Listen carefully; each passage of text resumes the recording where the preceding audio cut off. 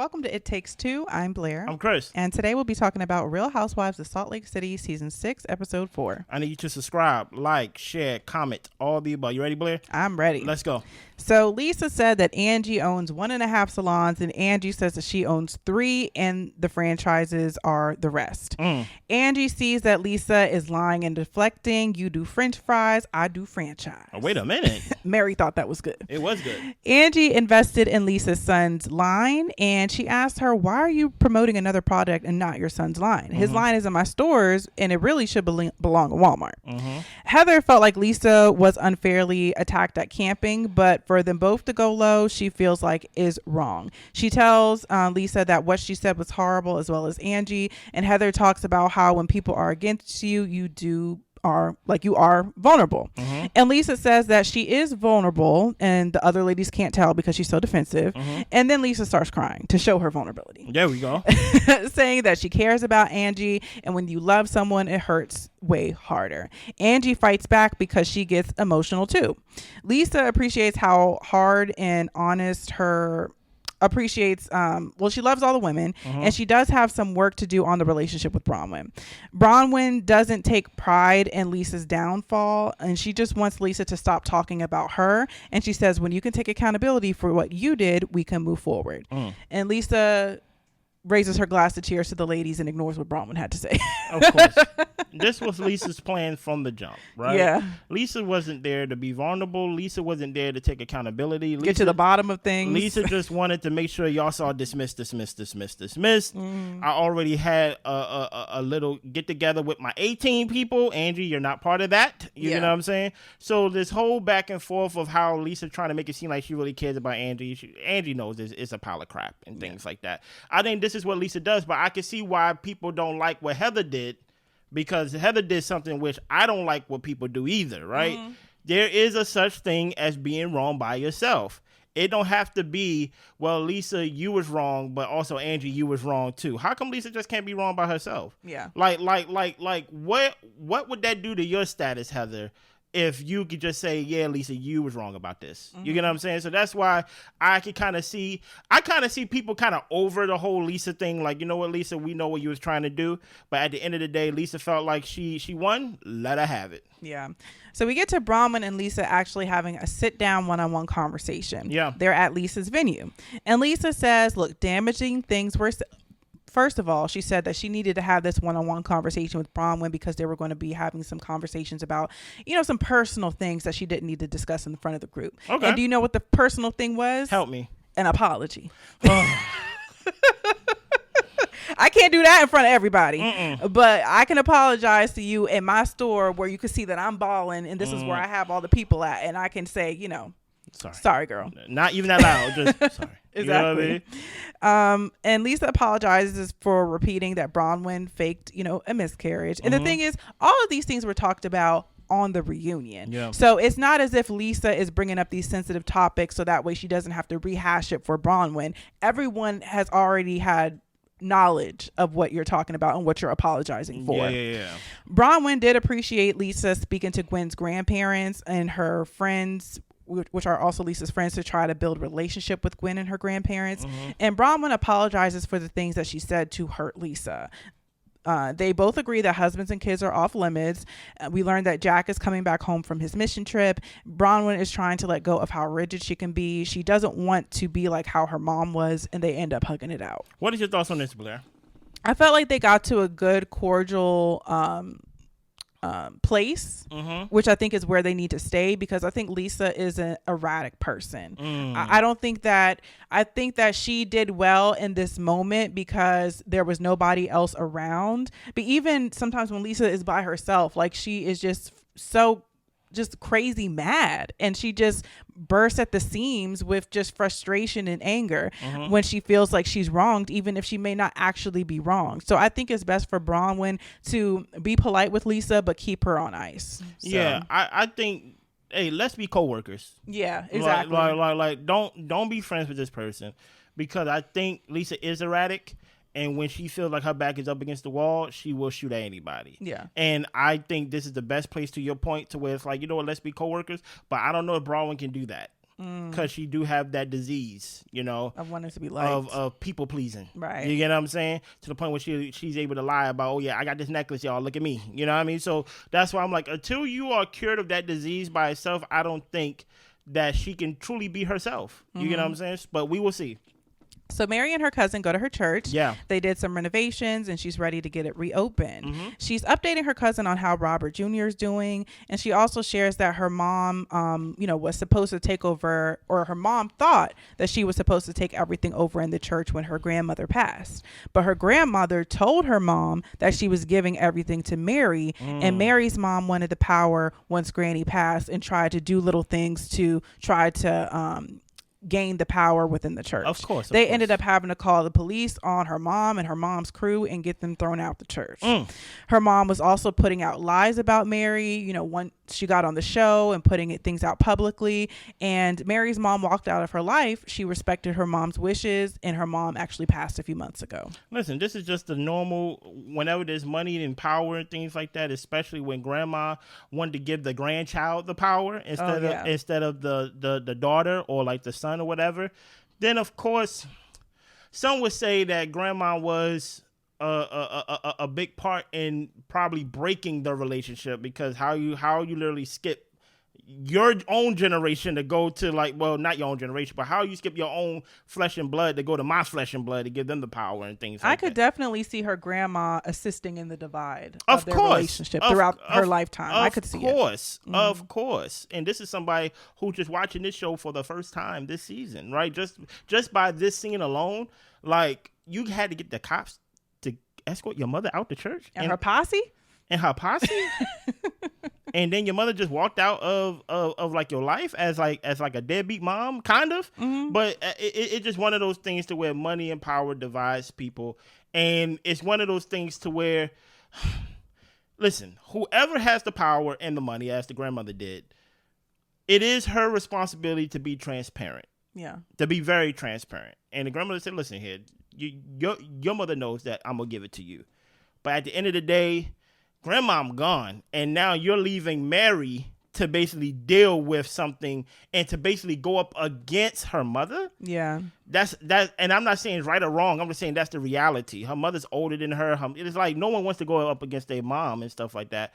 But it's kind of hard to be like, but me mom gave me this church. And it's like, it just is what it is. And you know what else her grandmother passed down to her? What? Her husband. Oh my God! No, I did not. What? So yes, she. How do you even do that? Is this prostitution? It's her step grandfather. But yeah. So when she died, the grandmother. Yep. The grandmother said, "You got to marry my granddaughter." Yes. And he did. And they have Robert Jr. And the church and the money and everything. She got her grandmother's life in totality. And I think the mama wanted to marry the stepdaddy as well. I'm throwing that in a sauce. Okay. I don't know if she wanted to. But if she wanted everything grandma was handing down, he's part of what got handed down. Mary, you married your step-grandfather? What the hell is going on here? That is not cool. That is not cool. Oh, my goodness. We going to come back to that eventually, because I know this ain't going to be the last time I'm going to hear about this. But it just, unfortunately. It was a shock to us all when we first started watching. Unfortunately, but RIP to her mom. Yeah. And things like that. You ain't never going to make it right. But unfortunately, I feel like Mary got a sigh of relief. Like, whew. Yeah. She gone. Yeah, I don't have to do this. Exactly. Yeah. So Heather meets Angie at her salon and she starts doing Heather's hair. Apparently, Lisa's assistant came in to pick up her son's products. Lisa Venmo'd Angie money for the products, $600, and also said, I can send you the cleaners since your salon is so dusty, because the products were sitting in Angie's back room collecting dust. Angie said, you should have sent the money to the people who said you owe them money. Woo. And Lisa said, at least I don't have to borrow money to take vacations. Angie doesn't know what she's talking about because she has her own credit card and her own name, and she knows this is Lisa deflecting and lying like she always does. But Heather can't support when Angie goes low, and when she sees Lisa, she shouldn't come in high. And now you see why Heather can be frustrating. What do you mean, like, go low? like so when someone go low on me, I'm supposed to turn the other cheek? That's what Heather said. Like Heather, I stop doing your hair right now and send you back out there. Like it just makes no sense. Lisa can go and be passive aggressive and Venmo me $600 and talk about, you know what, I'll bring somebody into your salon because it's dusty. Yeah. And then all of a sudden, the minute I have my response and my response is better and things of that nature, you're like, oh, why you gotta go low with Lisa for? I don't know if it's because I look at Heather and I look at Lisa and I'm like, there's no way Heather wants to be part of Lisa's posse. But she thinks she's the cool girl. She wants to. But how? I would say, Heather, you're the cool girl. But not if you have this attitude. Right. Because in my head, I'm like, the show can go on without Lisa. Mm-hmm. Lisa really comes in, at least in this season so far, causing so much diversion and just erratic scenes. Now everybody yelling, everybody cussing. Yeah, it's not even interesting. Yeah, like everybody got you straight got Shorty, I forgot her name, giving you the middle finger. She had like the orange hair and stuff. Whitney. Like, Whitney. It just seems like you just cause confusion. You don't even seem cool. But you know, it is what it is. I think I'm seeing why people jumped off of Team Heather. But you know why Lisa can stay? Because I want to hear Angie's one-liners. Oh, no. Because Angie's got him. No, Angie's got him good. Here's the thing. Angie and Lisa go at it for the duration of this franchise, for sure.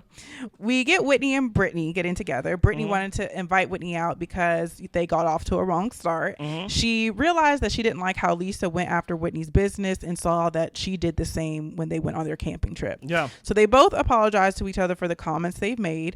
We learned that Britani and Jared are together and they're working towards getting engaged, but they're moving slow for the kids. Her daughter wants her to be consistent with not choosing a man over her, and Britani says that's super hard because she and Jared are in a good place. I don't know what that means, but okay. Whitney says, is it hard to stop for a short period of time to prove that she's worth it? Your daughter should come first, even as an adult. Whitney and her mom were estranged, and she always wanted and needed her mom, even when they weren't on good terms. Britani wants to be a rock for her daughter, but she doesn't feel like her daughter makes space for her. And what is she supposed to do? Just sit around and wait at the house? Whitney has to grab this lady by her shoulders and tell her that the relationship has been a mess and you should take a break. You should want to do anything for your daughter and take the opportunity to do what she's asking to make things right. And she still ain't gonna hear her. No, she ain't hearing it.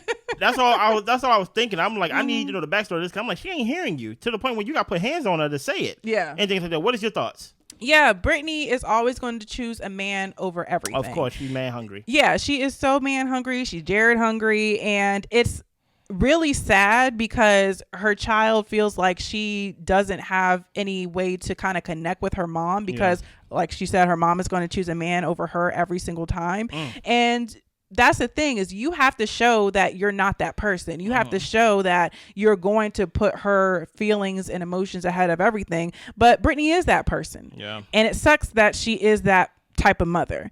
And to the fact that she can come on TV and say, it's hard for me not to put him above her.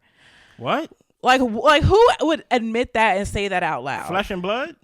Just a brain full of rocks. So I hope that Britani's daughter gets therapy and gets the help that she needs because her mom is never going to be able to meet her where she's at. I hope one day maybe she can, but Britani is lost. She's lost in the sauce. I wouldn't count on it at all because number one, this is recorded. Yeah. And this is on TV. So it's like, you're not even faking how you feel about like trying to connect with me. You kind of already opting out of even making an attempt of trying to connect with your daughter and things like that. And choosing a man over your own flesh and blood, like one of the traits that I look for in any relationship, marriage, friendship, is loyalty. If you show yourself to not be loyal to me in any type of way, it's kind of hard for me to still be in a relationship with you. Because I would, and I'm not even saying like that. I'm not even saying that as like, oh, well, Chris, are you loyal? I'm very loyal. You get what I'm saying? But it's just like when this is what it looks like when someone's not loyal. Yeah. When they're willing to basically put anyone above their own flesh and blood. And that's wild to me. Now, Gwen is at the same age as Bronwyn when she got pregnant, and having her mom here judging how Bronwyn is raising her daughter is tough. And of course, we know Bronwyn allowed the daughter's boyfriend to live in the house with them. Wild. So mom says, we'll call her Muzzy. So Muzzy says, whatever example you're setting, she's going to do that. And I haven't seen this type of parenting work. Bronwyn says that she doesn't want her daughter to be sneaky. Bronwyn, was raised a certain type of way by her mom, and she still slept with somebody, had a baby, and had to raise it by herself. And Muzzy didn't think that she would smoke, drink, or have sex. She didn't see Bronwyn doing any of that. Yeah. Bronwyn's mom didn't let her have a baby shower and wouldn't let people be happy for her. Apparently, there was this one time they went out to go shopping and for some clothes for the baby, and the I want to call store clerk. I sound like a 80-year-old woman. Okay. But the person at the store was asking them, are you getting something for your child? And mom said, no, it's for her sister. And Bronwyn had to correct her mother and say that it was for her child. So Muzzy says she was miserable trying to hide the pregnancy. And she also felt Gwen was dropped in her care a little bit too much. Bronwyn tells her mom, I had to go to work. Muzzy said, well, I had to watch her, and we didn't want Gwen to go into foster care. That's extreme. She can see that, she's doing her best. She thinks that her daughter is wonderful, but she doesn't want Bronwyn to think that she's too wonderful or too good. Let me go first on this one. Yeah, please. Let's start with the mom, right? Mom, I agree with you. It is kind of wild that the daughter's boyfriend is living in the house with the girlfriend. That's wild to me, right? Just because I can keep an eye on you, that's not going to stop them from humping or hunching or things like that. They just go do it in the house that you paying bills for. But everybody has error in their parenting. You get what I'm saying? But I'll say this, speaking as a mama's boy, I am a mama's boy through and through, right? Kick your mother out.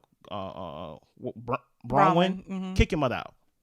Because she only talking to you this way because she knows she got you as an option, right? But sometimes you got to let people know you ain't got no options. You only got me. Yeah. And if you going to talk to me this way, you ain't going to live here.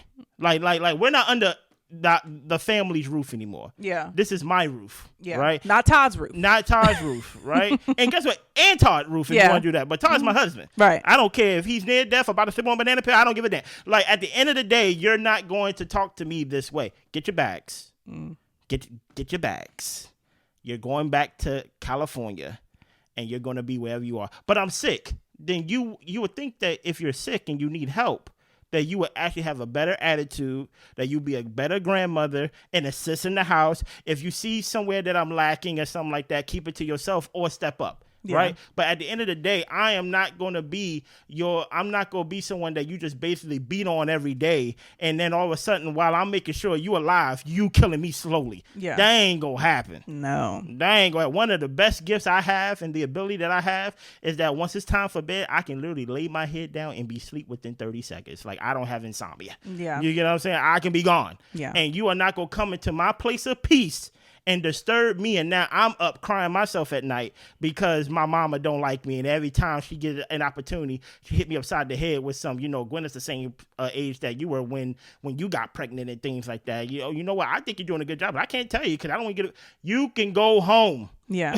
Or go wherever you need to go, because I'm not going to be that child that you could just talk any type of way as an adult. I'll kick my mama out so fast knowing that I'm a mama's boy. That day. Yeah. I wouldn't even give her an opportunity. I'd be like, you got to go now. Yeah. Well, who gonna pick me up? No, you got to go. like it's just that. It's that plain and simple for me. Yeah. Her mother is trying to keep her humble, and I think is trying to honestly like break her down in a lot of different ways to where she doesn't feel like a confident, beautiful, successful woman in all the things that she actually is. And it's really upsetting to see that her mom doesn't want her to feel good about herself. And I wish that Bronwyn could some type of way like put her foot down when it comes to her mother and let the line be drawn of what we're going to do as far as respect in this household. So I think you really pretty much said it perfectly. I think her mom was going in on her. I thought that it was wildly disrespectful, and to the point that you're saying like, well, we didn't want her to go into foster care. you were like, you didn't want her to get adopted. It's just like, yeah, Mom, I wanted to raise my child, and I did, and look at where we are today. Look at where you're at today. Yeah. So everything turned out fine, didn't it? So no, Mom was tripping. I got this Greyhound ticket for you, Mama. Mm-hmm. I'm not even gonna put you on the plane back. You go on the bus. Yeah. Because here's the thing about it. People need to understand that. Look, when I'm your only option, do Bronwyn got any sisters and brothers? Yeah, she's got siblings. Stay with somebody else. Go with them. Yeah. And have them pay. If I'm paying for you, you're going on a bus, but you're not gonna stay here with me. And I really don't care what you think. That's why I will move. Meredith and Angie meet up. Angie fills Meredith in on Lisa restarting the war with her. And Meredith says maybe Lisa needs grace. Oh, boy. Y'all, everybody love Lisa on like this cast. You know, things that are tied to kids, people can get reactive. And Angie says, look, Lisa has called me in the past when y'all weren't on good terms and asked and tried to get me to dig up information about you and your family members, about your bankruptcy, and etc. Angie didn't do it, but Lisa is doing her research on everyone and keeping it in case she needs to drop a bomb on somebody. Meredith isn't fully believing what Angie's saying, but she does try to plan to find out if it's true. And I'm just like, I don't know what. Literally, the first season, Lisa was cussing. After Meredith and Lisa had an argument, Lisa went into a back room to talk to her husband and was cussing, talking about how Meredith sleeps around and she's got her legs wide open to all of New York and all this type of stuff. So why Meredith is giving Lisa the benefit of the doubt for anything, I have no idea. This lady is vicious. Yeah.